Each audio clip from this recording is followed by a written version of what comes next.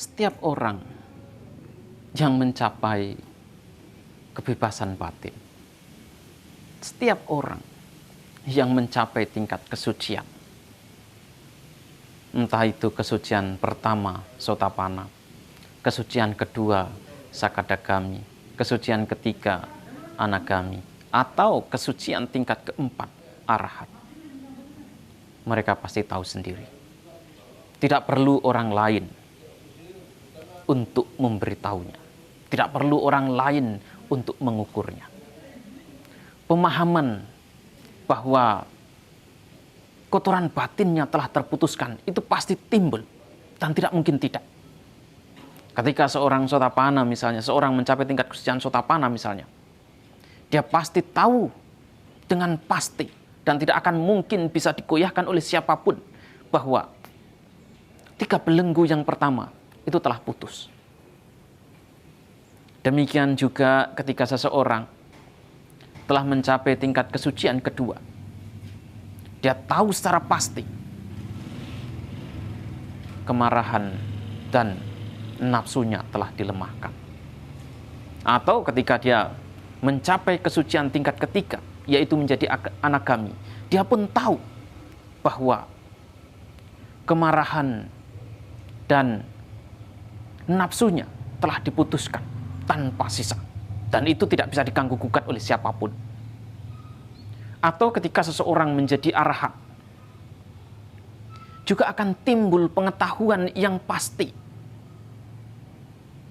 Dan pengetahuan itu tidak bisa diragukan oleh siapapun.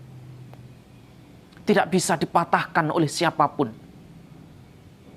Karena pengetahuan ini bukanlah pengetahuan yang logis.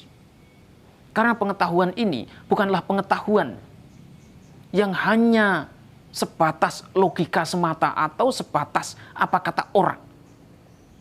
Pengetahuan ini muncul secara otomatis begitu kotoran batin itu dilenyapkan. Begitu kotoran batin itu terputuskan. Begitu kotoran batin itu sudah tidak ada lagi. Oleh karena itu seringkali Sang Buddha mengatakan bahwa di dunia ini tidak ada mara dewa maupun manusia yang sanggup mematahkan saya, yang sanggup mengganggu-gugat pembebasan saya. Semua ini bisa terjadi karena Sang Buddha mengetahui sendiri. Dan ini berlaku bagi semua orang yang terbebaskan. Ini berlaku untuk siapa saja yang memang batinnya itu terbebaskan. Orang di dunia ini, semua orang di dunia ini boleh mencemoohnya, boleh meragukannya. Tetapi tidak ada satupun orang di dunia ini yang sanggup mematahkan keyakinannya. Tidak ada satupun orang di dunia ini yang akan sanggup mematahkan pengetahuannya. Karena sekali lagi, pengetahuannya itu bukan atas dasar tradisi. Tradisi artinya diberitahu oleh orang lain. Atau juga bukan atas dasar logika. Karena dia berpikir, oh sekarang tidak ada, berarti ini sudah putus. Tidak seperti itu. Tetapi pengetahuan ini muncul secara otomatis. Muncul secara nyata. Dan munculnya itu secara spontan.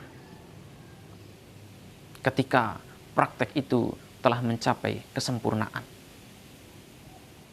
Nah, oleh karena itulah, mereka yang mengetahui dengan benar, mengetahui dengan baik, ucapan dan perilakunya akan tenang. Tenang dalam hal ini karena tidak lagi terpengaruh. Tidak lagi terpengaruh oleh ucapan orang. Tidak terpengaruh oleh perbuatan orang. Orang boleh meragukan, orang boleh ribut, orang boleh mencemooh, boleh mencaci maki, sesuka mereka. Tetapi orang-orang yang batinnya terbebaskan tidak akan terpengaruh. Juga tidak akan bisa dipengaruhi oleh hinaan, cemoohan tentang pencapaian yang telah dia capai. Keyakinannya terhadap pencapaian itu sekali lagi tidak bisa dipatahkan oleh siapapun. Tidak bisa diragukan oleh siapapun. Dia tahu secara pasti itu adalah pencapaiannya. Dan saat itulah kemudian dia paham tugas dan tanggung jawabnya telah terselesaikan. Tugas dan tanggung jawabnya sebagai manusia telah terselesaikan. Tugas dan tanggung jawabnya sebagai murid Sang Buddha telah terselesaikan. Tugas dan tanggung jawabnya di alam samsara juga terselesaikan.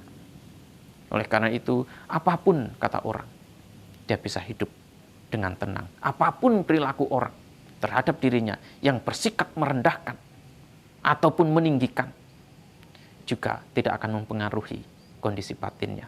Tidak akan mempengaruhi ucapannya maupun perilakunya sendiri. Inilah kondisi batin orang-orang yang terbebaskan.